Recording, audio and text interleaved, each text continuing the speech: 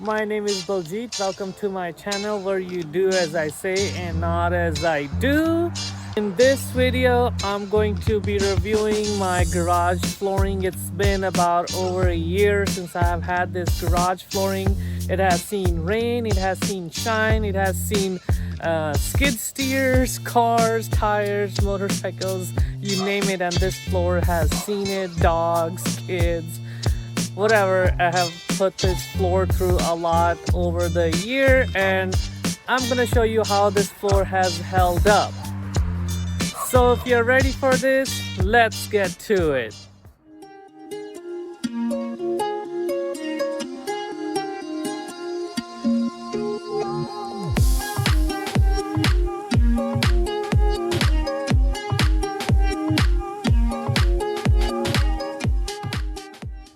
I know a lot of you guys have requested in the comments for me to make a video of how the floor has been holding up over time, and I apologize it took me a little longer. The garage was a mess, and I had to like clean it up, and I had a chance to clean it up recently, or I had an excuse, so I was like, might as well make this video and share with you guys how this floor is holding up over almost over a year now, since I did my first initial video of this. So in my opinion, this is still better than epoxy flooring as far as ease of installation. Like, I didn't have to like get any special machines or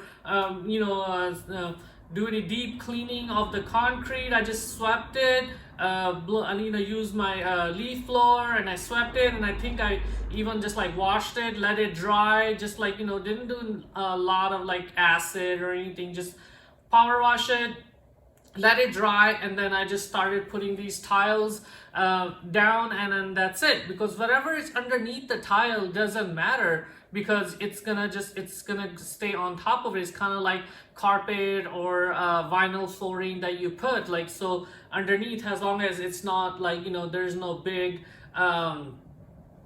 dents or big scratches in your floor, you're gonna be fine. Even then, you can just fill it up with just a little like concrete filler or something, and then just put these tiles over it. You're not gonna see it. It's not like when you do what do you call it, wrapping a car, and you have to like really do the body work. This hides a lot of stuff underneath the floor. So that was like one of the pros for me personally. I didn't want to do, and this I didn't want to do all the work. And then the reason is this house is very old. This house is older than me. It's like built in like 79 or 78, I believe. So I don't know how old this concrete is and what this concrete has seen, and what's going on with it. So it's just way too risky for me to do epoxy flooring, to put in all that work, and then the epoxy starts to like come off because the concrete is not good. So like I mentioned in my the first video, it's not the epoxy that is bad. It's usually the concrete, because it's old concrete, and it's like just weathered and just tired, so it will just come up. One of the things is called hot tire pickup, is like when you're coming from a long ride, or you're riding on a freeway driving a car, and so now your tires are really hot, and then you come in and you park your car on your epoxy floor with that hot tire. It will lift the concrete with it when you move it. Next time, basically the hot tire gets stuck to the epoxy floor, and then it lifts it. So that's like something that I didn't like about epoxy flooring. It's just the prep work, and it can like lift up, and just didn't sound all the time and effort that I was gonna put into it, and money. So cost wise, it's not like epoxy flooring was like a lot cheaper than how much I paid for this. I shared with you guys, I gave you guys the links, and I always post on my Instagram whenever I see these tiles go on sale. So go ahead and follow me on Instagram. It's the same thing, The Fixing Agent, or you can find the link to my Instagram in my bio, or I'll put it in the link below, where when I see things like I have showed you guys, like in the video for my garage, where I did a tour of my garage. So whenever I see things that I'm using in my garage, like my quick jacks, my racks, what else do I have? The floor, anything like that. Whenever I see that on sale, I try to put it on there, so you know, you guys can get an opportunity to go grab them at a discount. So let's get a closer look at this floor. I'm gonna turn you guys around and I'm gonna show you. So as you can see, this is the floor, and it has been like this for about a year. And I do cleaning when it gets dirty. It's super easy to clean. All I use is a bucket and a mop, like the ones you see at the stores. I have one, which I also use inside my house because we have laminate flooring, which is pretty good, you know. So here is the floor. You can take a look at it.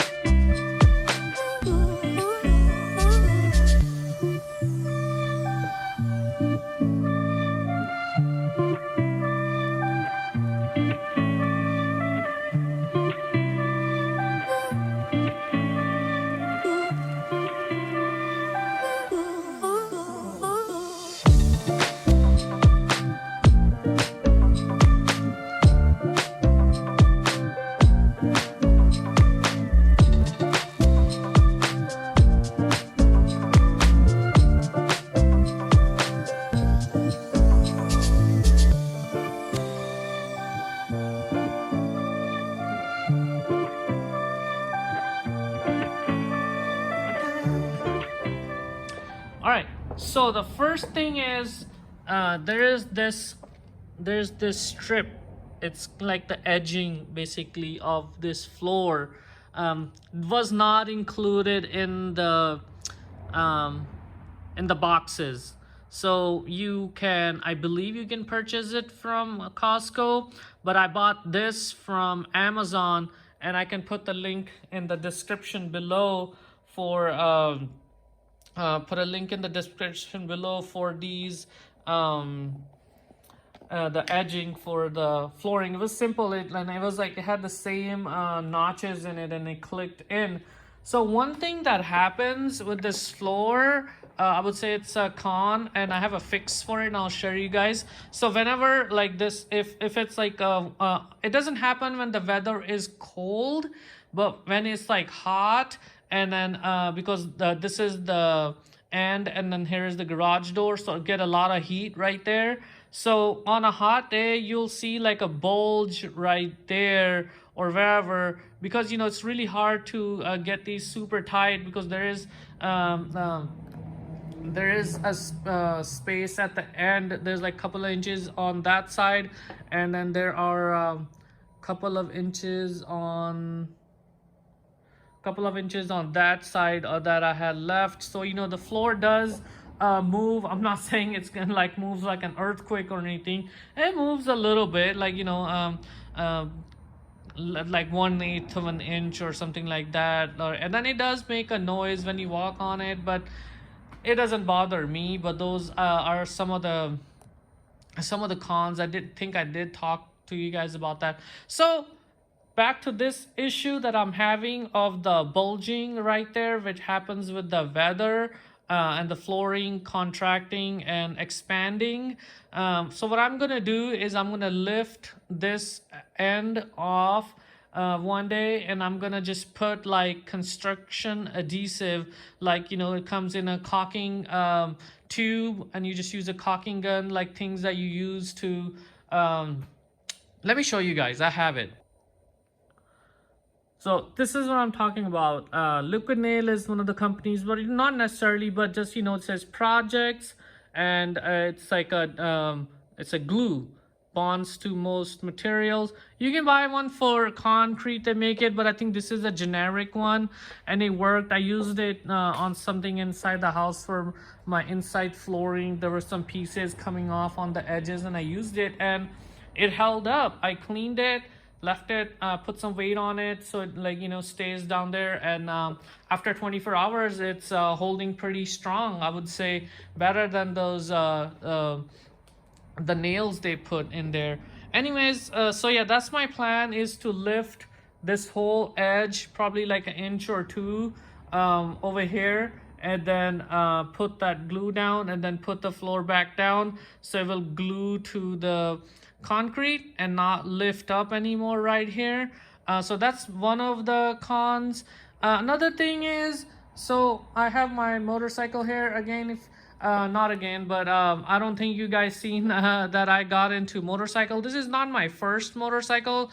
This is actually my third motorcycle. I was riding motorcycles in college and stuff like that, but then once after that, when I got married and stuff, I kind of let it go. But I'm getting back into motorcycling, so if you guys want to see motorcycle content, leave me a comment in the description below, and I'll definitely can start making some motorcycle content. You know, whatever you guys want to see. If you guys want to see maintenance, or you guys just want to see riding techniques, and I'm still learning, so I'll do my best, but I do my own maintenance, most of it, and everything else. So I can go over my gear, what I use, and how what I recommend, and how is it holding up. So anything, like, you know, just if you guys want to see motorcycle content, leave me a comment below, and I can start doing those videos also as well. And I'm also starting a here's stuff for the dog, you probably saw right there. So I got a dog, so I'm probably going to be start doing a dog. I did start a dog channel. I can leave the link in the description below as well for that. And then, you know, if you guys like dog content, it's gonna be a husky. It is a husky actually. And then you know, if you guys want to see that kind of content, so I'll leave a link in the description below. So back to the floor. So there are some spots. So this is where like the tires stop for my wife's car. She parks in here. I parked my truck outside, so you can see where the tires are. There's marks right there, which were really hard for me to get out. Can I get them out? Yes, but I didn't want to spend too much time. But those are like that's the only spot. And then also what happened was I was jacking up a car, and I used a jack stand, and as you can see, there's this little square marks right here, or like, you know, there's one right here, one right there, and there's one right there, and one right there. So that's I used a jack, and like I said, that's probably my fault, and I didn't put like a piece of wood or something else, or maybe just use my extra tiles that I have, so it doesn't, when they put the weight of the car on the jack stands, it made a dent in the floor. So I should have used something under here, and then so that way it doesn't do that. And then like right here, you guys can see this is also from a jack. So this is from a jack stand, because you can see the four legs, and this is from a jack. So that's like, I think that's the only thing that I have as far as like damage or dents in my floor. Other than that, I don't have any other cons. Cleaning is fairly easy. Just like I said, just use your leaf blower to blow the dust off or whatever debris off, or you can use a broom, whatever is more comfortable for you, to just broom it up, sweep it up. And after that, like I said, I just use a mop, like a regular heavy mop with a bucket that I have, just like I mentioned, the ones you see at the stores, that's what I use. But you can use whatever. You can even use a steam mop if you wanted to. if you have a steamer, or if you have one of those robotic mop things, I think that would be a good idea for this garage. Now I think about it, I might buy that this Thanksgiving and see how that does for this garage. I do have a robotic vacuum for our inside of our house, which does a great job, but to see how the mop does with this floor, that would be an interesting test. And they're fairly inexpensive, especially if you find them on the Black Friday, or I believe this year Amazon is doing another what do you call those, Prime Days. They're doing another Prime Days, and that's when we bought our first robotic vacuum. So I'll probably buy a robotic mop and see how that does, because once you clean it like that and then you keep up with the cleaning, it does not get super dirty. Let me give you an example. So here is where so this is where the floor where we walk and use, and you like this tile where my finger is pointing, like this tile right here, this tile never gets walked on anything here and back. So as you can see from far, like this is like I'm about like 5 feet away from it, 5 to 6 foot, and you can see there is, after doing a deep cleaning, there's not much of a difference between the tiles that are not being walked on versus the tiles that are being walked on. So if you keep up with the cleaning, then I would say that you are not gonna have any issues as far as having to deep clean it. So here are a couple of my extra tiles that I have. So this is what they look like. And then they have two sides have these slots, and then two sides have these round knobs. So what you do is, so like this one, so this just sits on top of it like that, and then you just take a mallet or press really hard on here, and that's what I used. I used the mallet. Let me get my mallet. So this is like I was showing you. One side has these round tabs, and then one side will have these little knobs, I guess I don't know what they call them. Then so what you do is you just put these down like this, one side, and then you just put these on top of that. So let's say if you're starting on this side and you put this tile down like this, and then you put this tile, and then what I was doing, I was just taking my mallet, that's it, and now it's together, it's held together, and then you can just snap them off, like you will snap like something like that, and then like they're not broken or damaged or anything like that. And then that's how you put them together. And then I have about a stack about that tall of a mixed, like half black and half white left, and I kept those, or decided to keep them and not give them away or whatever.